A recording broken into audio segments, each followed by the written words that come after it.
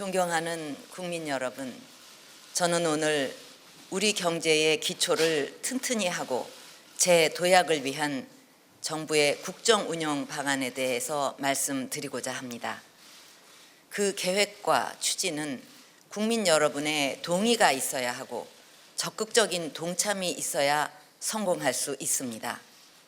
오늘 제가 이 자리에 선 것도 국민 여러분의 협조와 협력이 절실하기 때문입니다.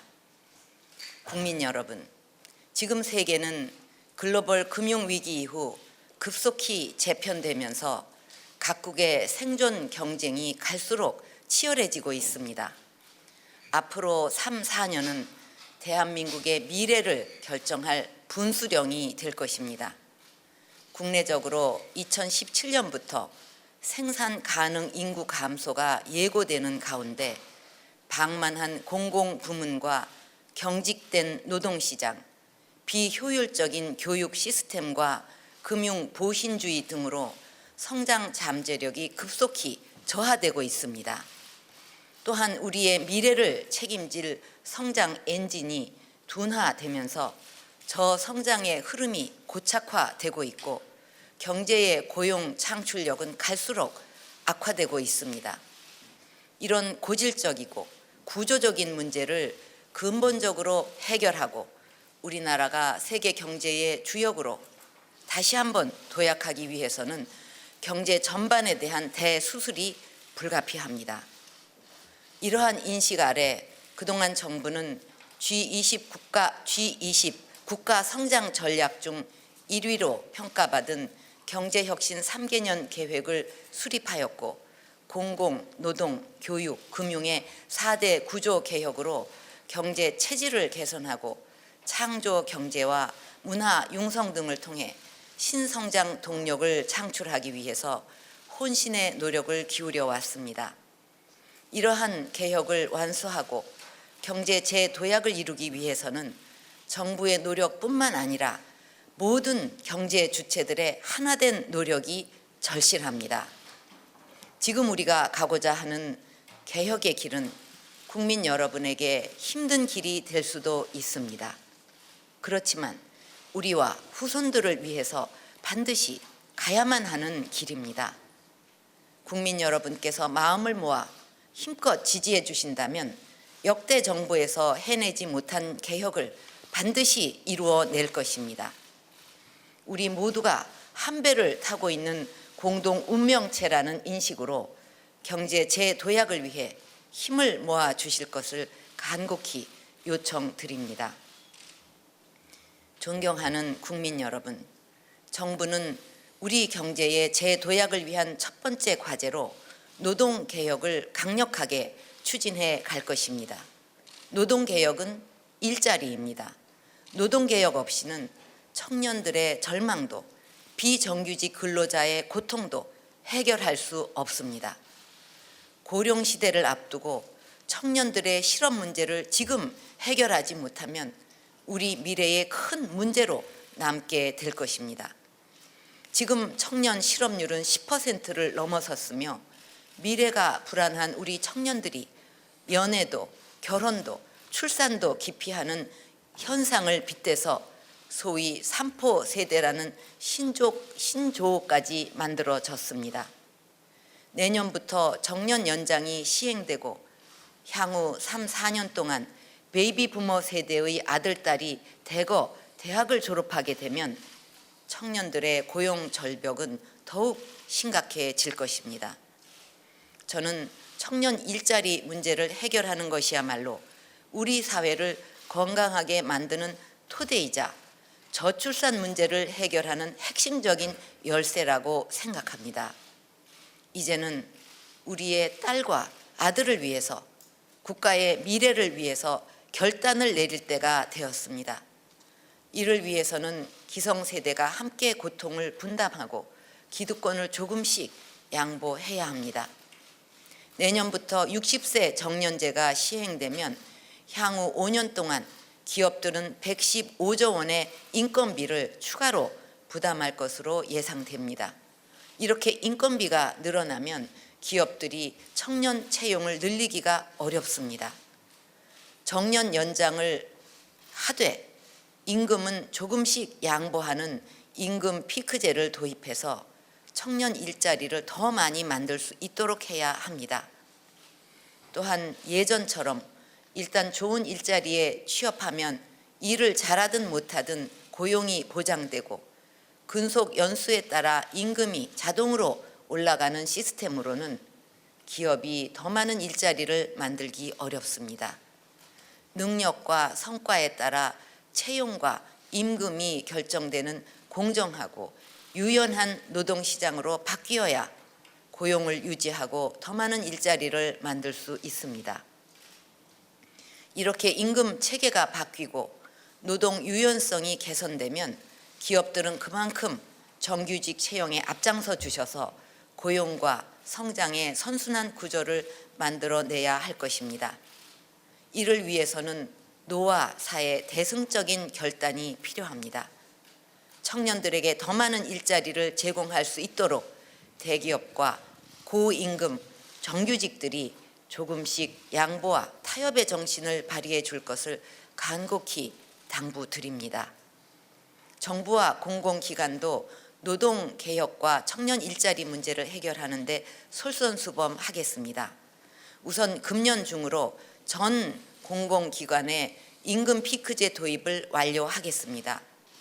공공기관의 임금 피크제가 도입되면 국민들의 추가 부담 없이 절감된 재원으로 앞으로 2년간 약 8천여 개의 청년 일자리가 만들어질 것입니다. 공무원 임금 체계도 능력과 성과에 따라 결정되도록 개편해 가겠습니다. 이와 함께 공공기관이 교육을 통해 청년들의 직무 능력을 끌어올려서 관련 중소기업의 정규직으로 채용될 수 있도록 하는 고용 디딤돌 프로그램도 적극 확대해 나갈 것입니다. 노동개혁은 국가 경쟁력을 높이기 위해서도 더 이상 미룰 수가 없습니다. 2014년도 세계경제포럼은 우리나라의 국가 경쟁력을 144개국 가운데 26위로 평가를 했지만 노동시장의 효율성은 88위, 노사 간 협력은 132위로 사실상 낙제점을 주었습니다. 독일은 1990년대 높은 실업률과 낮은 경제성장, 높은 복지 비용이라는 삼중고 때문에 유럽의 병자로 불렸지만 노동시장 개혁을 통해 유럽의 중심 국가로 부활했습니다. 당시 독일 기업들은 노동시장의 경직성을 견디지 못하고 동유럽으로 생산 기지를 옮기려 했지만 노사 간 협력관계 구축과 노동시장의 유연성 제고 등의 개혁을 이루어내서 국내 투자와 국내 고용을 늘리는 데 성공했고 이제는 유럽 최강의 경제 대국으로 우뚝 섰습니다. 현재 한국노총을 비롯한 노사단체들이 노동시장 개혁을 놓고 여러 갈등을 겪고 있는 것으로 알고 있습니다. 하지만 이럴 때일수록 노사가 사회적 책임의식을 가지고 국민에게 희망을 주는 리더십을 발휘해야 한다고 생각합니다. 현재 중단되어 있는 노사정 논의를 조속히 재개하고 노사가 한 발씩 양보해서 국민이 기대하는 대타협을 도출해 주실 것을 간곡히 요청드립니다. 정부도 근로자 여러분을 위한 사회 안전망을 더욱 튼튼히 하고 비정규직 보호를 한층 강화해 나가면서 노사정 대타협을 적극 뒷받침해 나갈 것입니다. 먼저 실직한 근로자가 안정적인 생활을 유지할 수 있도록 실업급여를 현재 평균 임금 50% 수준에서 60%로 올리고 실업급여 지급 기간도 현행보다 30일을 더 늘릴 것입니다. 이와 함께 실직자들이 새로운 일자리를 빨리 찾을 수 있도록 취업 상담과 맞춤형 교육 훈련, 재취업 알선까지 원스톱 서비스를 제공하는 고용복지 플러스 센터를 대폭 확충해 나가겠습니다. 존경하는 국민 여러분, 경제 재도약을 위한 두 번째 과제는 공공부문 개혁입니다. 공공부문은 우리 경제사회의 기본 인프라이자 우리 경제의 중요한 축을 담당하고 있습니다. 그럼에도 불구하고 지금까지 방만한 경영과 낮은 생산성으로 비효율을 초래해 왔습니다. 공공개혁은 국가 시스템을 바로잡는 모든 개혁의 출발점이자 다른 부문의 변화를 선도하는 매우 중요한 과제입니다. 그동안 정부는 공공부문의 정상화를 위한 로드맵을 세우고 이를 차질 없이 시행해 왔습니다. 공무원들의 이해와 양보를 바탕으로 매일 80억 원씩 국민 세금으로 적자를 보전하던 공무원 연금을 개혁해서 향후 70년간 497조 원의 국민 세금을 절감하도록 하였습니다. 부채 감축과 방만 경영을 개선해서 작년에는 공공부문 전체 수지가 7년 만에 흑자로 돌아섰습니다. 이러한 1단계 개혁 성과를 토대로 앞으로는 공공기관의 중복, 과잉 기능을 핵심 업무 중심으로 통폐합해서 국민에게 최상의 공공 서비스를 제공하고 봉사하는 조직으로 탈바꿈시키겠습니다. 국민의 혈세 낭비를 막기 위한 정부 예산 개혁도 시급한 과제입니다. 국가 보조금의 부처 간 유사 중복 사업은 과감하게 통폐합하고 부정수급 등의 재정 누수를 제도적으로 차단해서 매년 1조 원 이상의 국민 혈세를 아끼도록 하겠습니다. 재정 정보의 투명한 공개도 혈세 낭비를 막는 중요한 수단이 됩니다. 정부는 국가 재정 관련 각종 통계와 재정 운용 실태를 국민들이 한눈에 살펴보고 비교, 분석할 수 있도록 최근에 열린 재정이라는 포털을 구축하였습니다. 국민 여러분께서도 이 포털을 통해 세금이 어떻게 쓰이는지 지켜보시면서 예산 낭비를 바로잡는 예산 지킴이가 되어주시기 바랍니다. 존경하는 국민 여러분, 세 번째 과제로 교육개혁을 지속적으로 추진하겠습니다. 우리는 지금 창의성을 갖춘 인재가 개인의 발전은 물론 국가 경쟁력을 좌우하는 시대를 살아가고 있습니다.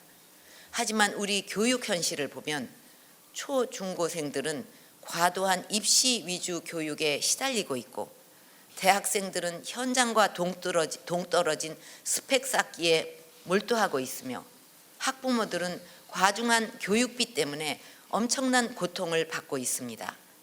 정부는 이런 교육 현실을 개혁하기 위해서 학생의 꿈과 끼를 키우는 교육, 학벌이 아닌 능력 중심의 사회 구현, 사회 수요 맞춤형 인재 양성을 교육 정책의 목표로 제시하였습니다. 그리고 이런 목표를 달성하기 위해서 자유학기제, 공교육 정상화, 교육 재정 개혁, 일학습 병행제, 선취업 후 진학, 사회 수요 맞춤형 인력 양성 등 6개 개혁 과제를 집중적으로 추진해 오고 있습니다. 지난해부터 시범 운영하고 있는 자유학기제는 학교 폭력이 줄어들고 학교 생활에 대한 만족도가 높아진다는 현장의 긍정적인 평가를 받고 있습니다. 내년부터는 자유학기제를 전면 확대해서 학생들이 자신의 꿈과 끼를 살리는 창의적 인재로 키워가겠습니다. 또한 학생들의 학업 부담이 가중되고 학교 교육이 왜곡되지 않도록 초, 중고 시험에서 선행 출제를 하는 관행을 끊고 수능 난이도를 안정화해서 공교육 정상화의 토대를 쌓겠습니다. 학벌이 아닌 능력을 우대하는 사회를 만들기 위해서 작년에 개발한 797개의 국가 직무 능력 표준의 보급을 대폭 확대하겠습니다. 선취업 후 진학 제도를 더욱 발전시켜서 고등학교를 졸업하고 곧바로 취업을 하더라도 원하는 시기에 언제든지 학업의 기회를 가질 수 있도록 하겠습니다. 대학도 사회의 수요에 맞는 인재를 양성할 수 있도록 사회 수요를 반영한 학과와 교육 과정의 확산을 지원하면서 구조 개혁을 강력히 추진해 나갈 것입니다. 교육 개혁의 성패는 정책이 구현되는 교육 현장에 달려 있습니다. 현장에서 개혁을 이끌어갈 각급 학교, 교원, 학부모 여러분의 관심과 협조를 부탁드립니다.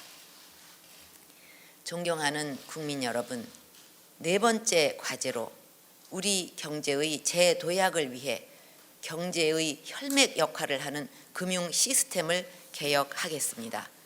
세계 10위권의 경제 규모를 가진 우리나라가 아프리카 국가들과 비슷한 80위권의 금융 경쟁력을 갖고 있다는 세계 경제 포럼의 평가는 우리 금융의 현실을 단적으로 보여주고 있습니다. 세계 금융 질서의 변화 흐름을 외면하며 낡은 시스템과 관행에 안주해 온 탓입니다. 글로벌 금융위기 이후 혁신과 아이디어로 무장한 핀테크 혁명이 세계 금융 질서 판도를 바꾸고 있습니다. 그 흐름을 놓치고 따라가지 못한다면 우리 금융산업은 도태될 것이고 청년들이 선망하는 금융산업에서 더 이상 일자리를 만들어내지 못할 것입니다. 경제의 혈맥인 금융이 본연의 기능을 회복해서 경제의 실핏줄까지 신선한 혈액을 공급하고 원기를 불어넣도록 만들어야 합니다. 무엇보다 담보나 보증과 같은 낡은 보신주의 관행과 현실에 안주한 금융회사의 영업 행태부터 바꿔 나갈 것입니다. 금융개혁이 이루어지면 창업, 성장 단계를 거쳐 성장에 이르는 기업의 라이프 사이클에 맞춰 자본의 공급과 회수가 선순환으로 이루어지게 되고 이러한 자본시장 생태계는 벤처 창업 기업을 제대로 지원할 수 있게 될 것입니다. 금융개혁을 통해 크라우드 펀딩, 인터넷 전문 은행 같은 새로운 금융 모델이 속도감 있게 도입이 되면 국내 금융산업의 경쟁과 혁신, 창업의 기운이 우수한 일자리를 창출함으로써 우리는 핀테크 강국으로 발돋움할 수 있습니다. 존경하는 국민 여러분, 4대 구조 개혁을 기반으로 경제 재도약을 이루기 위해서는 무엇보다 서비스 산업의 육성이 중요합니다. 서비스 산업 육성은 내수 수출 균형 경제를 달성하는 핵심 과제입니다. 과학기술의 발전과 산업 생태계의 변화로 과거처럼 제조업이 대규모로 고용을 하기가 어렵습니다. 이미 미국, 일본, 영국 같은 선진국들은 지속적인 산업구조 전환을 통해 고부가가치 서비스 산업 비중을 GDP 대비 70 내지 80%까지 끌어올렸습니다. 하지만 우리나라는 서비스업 비중이 59%에 불과합니다. 우리도 서비스 산업 투자와 생산성을 선진국 수준으로 높이면 2030년까지 성장률을 0.2 내지 0.5%포인트 높이고 취업자를 최대 69만 명까지 늘릴 수가 있습니다. 이제는 우리 경제의 성장과 일자리 창출을 위해 서비스 산업 육성에 총력을 기울여야 할 때입니다. 의료, 관광, 콘텐츠, 금융, 교육같이 우리가 잘할 수 있는 유망한 분야에 더욱 과감하게 투자할 수 있도록 물꼬를 터야 합니다. 문화, 예술과 ICT 융복합을 적극적으로 추진해서 세계 시장을 선도할 수 있는 서비스 산업 분야를 만들어내야 합니다. 하지만 안타깝게도 서비스 산업의 빅뱅을 지원하기 위한 서비스 산업 발전 기본법이 3년 이상 국회에 묶여 있습니다. 대한상의조사에 따르면 국회에서 서비스 기본법이 통과될 경우 서비스 기업들은 투자 규모를 34% 이상 늘린다고 합니다. 국회는 서비스 산업 발전 기본법을 하루속히 통과시켜서 서비스 산업을 세계적 수준으로 육성할 수 있는 길을 열어주기를 바랍니다. 또한 수준 높은 의료, 관광, 콘텐츠, 금융, 교육 등의 서비스를 13억 중국을 비롯한 세계에 제공할 수 있도록 관광진흥법, 국제의료사업지원법 등 관련 법률도 조속히 통과시켜 주시기를 바랍니다. 존경하는 국민 여러분, 오늘 저는 절박한 심정으로 정부가 추진해갈 경제혁신 방안을 설명드리고 모든 경제 주체들과 국민 여러분의 협력을 간곡하게 부탁드렸습니다. 지금 정부가 추진하는 개혁은 특정 집단이나 계층, 세대를 위한 것이 아니며 온 국민과 후손들의 미래가 달린 절체절명의 과제입니다. 이제 이 개혁을 반드시 성공시켜서 새로운 대한민국을 건설해 나가는 길에 함께 나서 주실 것을 당부드립니다. 지금 세계 각국이 경제 침체의 늪에서 벗어나기 위해서 각고의 노력을 하고 있는 상황에서 저는 우리도 4대 개혁을 차질 없이 추진하고 창조 경제와 문화 융성을 이루는 데에 경제 도약의 해답이 있다고 확신합니다. 개인의 창의성과 능력을 바탕으로 한 창조 경제는 전 세계가 공감하는 경제적 대안이자 희망입니다. 저는 창조 경제를 통해 우리나라의 경제 부흥을 일으켜서 선진 대한민국을 만들어 갈 것입니다. 우리나라는 탁월한 창조성에 기인한 세계 최초의 금속 활자, 고유 문자, 한글 등 위대한 문화유산을 갖고 있고 지금은 드라마, K-팝 등 한류가 세계인의 마음을 사로잡고 있습니다. 지금 전 세계는 문화 영역을 넓히고자 모든 역량을 모으고 있습니다. 그것은 문화가 가지고 있는 무한한 가능성과 잠재력 때문입니다. 문화는 언어의 장벽, 관습의 장벽을 넘어서 세계인의 마음을 하나로 모을 수 있는 유일한 길이기 때문에 더욱 열광하는 것입니다. 이제 대한민국은 5,000년의 전통, 아름답고 독창적인 우리 문화를 통해서 세계 속에서 문화를 선도하는 문화 강국으로 발돋움해야 합니다. 우리 안에 내재된 창조적 기질과 역량을 재발견하고 국민 개개인이 창의력을 발현해 나갈 수 있도록 5,000년 역사에서 축적된 창조적 유산을 결합시켜야 합니다. 정부는 우리의 역사와 전통, 지역 문화에 기반한 콘텐츠를 만들 수 있도록 자생적인 창작 생태계를 조성해 나갈 것입니다. 지금 진행 중인 문화창조 융합벨트 구축을 완성해서 새로운 문화 콘텐츠의 기획, 제작, 구현에 이르는 선순환 시스템을 만들고 이를 통해 청년 일자리를 창출하며 미래 신성장 동력을 만들어 경제 재도약의 기반을 마련할 것입니다. 국민 여러분, 이런 노력은 정부와 대통령의 의지만으로는 해낼 수 없는 것입니다. 모든 국정의 중심은 국민이고 혁신과 개혁의 동력은 국민으로부터 나옵니다.